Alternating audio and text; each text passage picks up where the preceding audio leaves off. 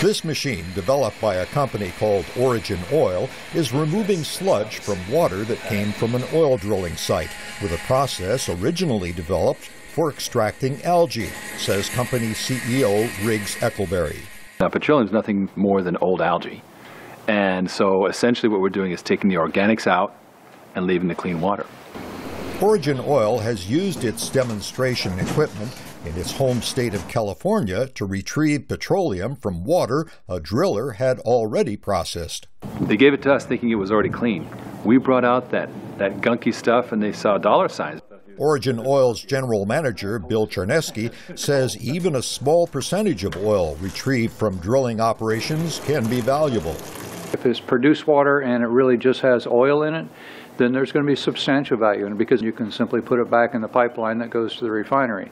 Produced water is what comes up with oil and gas from deep earth deposits, but drillers also use tons of water mixed with sand and chemicals in the fracturing process.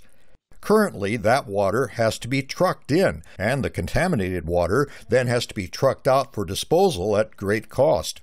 At Rice University, chemist Andrew Barron, who studies the water issue, says there are now many companies providing on-site processes and using different approaches depending on local conditions. I think what you're going to see is industries within regions using specific technologies, but overall across the country we'll see a number of different technologies being applied.